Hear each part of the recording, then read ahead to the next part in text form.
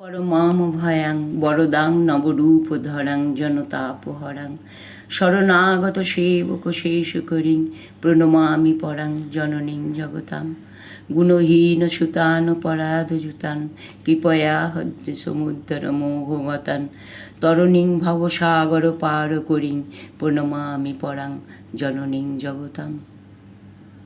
জয় মা। সারদাজ্যোতি অভিপাঠচক্র থেকে বলছি। মার কথা যদি আমরা সবাই একে অপরের সাথে ভাগ করে নিতে পারি, ঘরে বাইরে তার অভ্যাসের দ্বারা প্রতিফলিত হয়, তবে সবার সংসারটা মাময় হবার আশায় আনন্দে থাকতে পারি। আমরা নিজেদের পরিবার, আত্মীয়, বন্ধুবান্ধবদের মধ্যেই জগৎকে খুঁজি। আত্মবোধের সাথে বোধ তাই মেলাতে পারি না। যার মধ্যে আমরা রয়েছি সেটাই সত্য।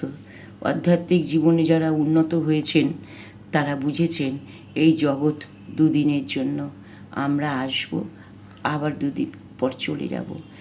এই জগৎকে সত্য ভেবে আমরা এগিয়ে যাওয়ার চেষ্টা করি, কিন্তু এটা সত্য নয়।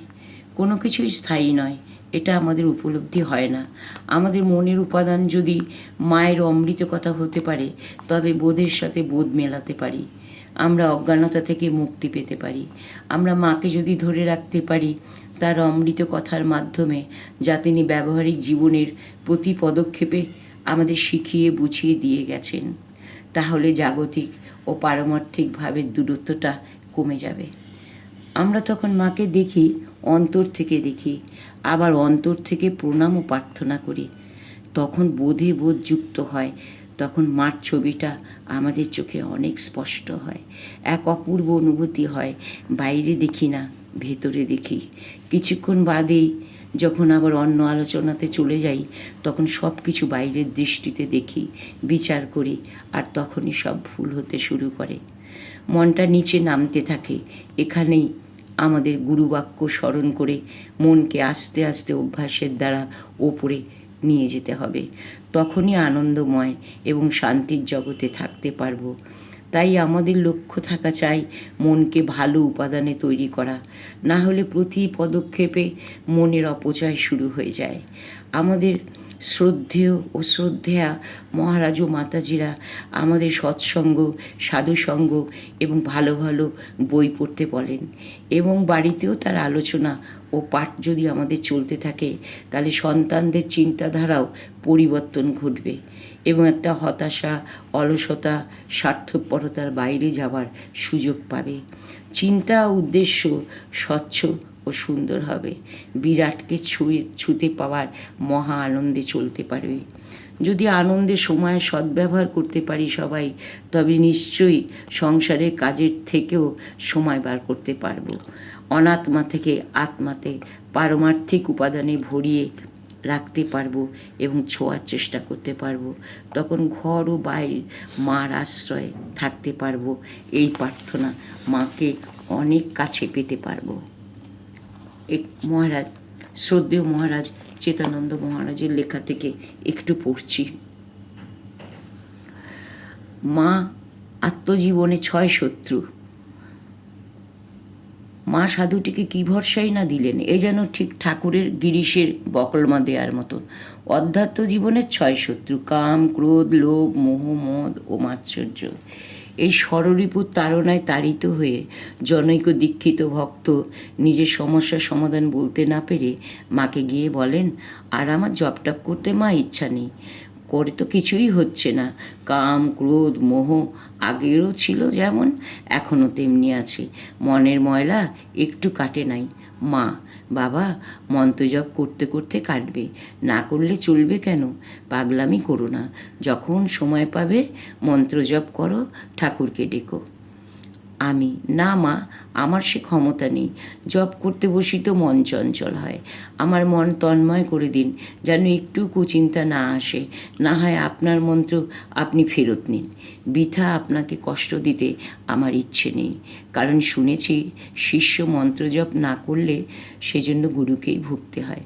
মা দেখো, এ কী কথা, তোমাদের জন্য যে আমি ভেবে ভেবে অস্থির হলুম। ঠাকুর তোমাদের যে কত দয়া করেছেন। এই কথা বলতে বলতে মার চোখে জল আসিল। আবেগ ভরে বলিলেন, আচ্ছা, তোমাকে আর মন্ত্রজপ করতে হবে না। অর্থাৎ যা হয় তিনি নিজেই আমার জন্য করবেন। কিন্তু তখন তার কথার মর্ম বুঝতে না পারিয়া ভয় ও আতঙ্কে আমার মাথা ঘুরিয়া গিয়াছে। ভাবিলাম সব সম্বন্ধ বুঝি ফুরাইল। প্রাণের আবেগে বলিলাম, মা, আমার সব কেড়ে নিলেন, এখন আমি করি কি?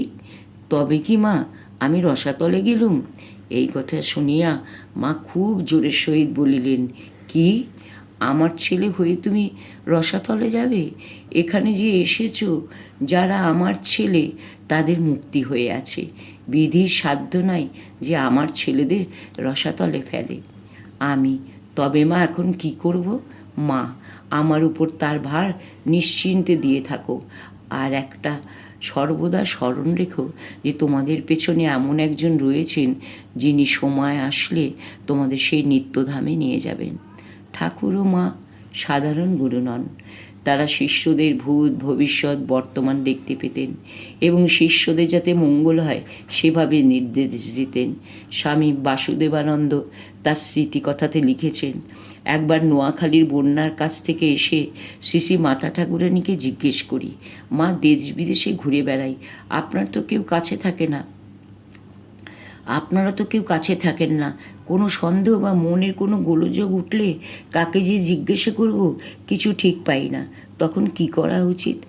বললেন, সর্বদা ঠাকুরের একখানা ছবি কাছে রাখবে। মনে করবে তিনি সর্বদাই তোমার কাছে আছেন, তোমাকে দেখছেন। কোনো প্রশ্ন উঠলে তার কাছেই প্রার্থনা করবে। দেখবে সমাধান তিনি মনের ভেতরেই তুলে দেবেন। তিনি তো ভেতরে রয়েছেনই।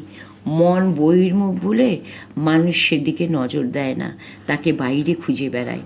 যখন যা প্রার্থনা করবে সেটা যদি সত্যি সত্যি তোমার পক্ষে খুব দরকার হয়, দেখবে ভেতর থেকে জবাব আপনি কেমন দপ করে উঠবে। কায়ে মনোবাক্যে একবার প্রার্থনা করলেই তিনি মনে রাখেন ও ব্যবস্থা করেন। ভদ্রলোককে কি এক কথা 20 বার বলতে হয়? জয় মা।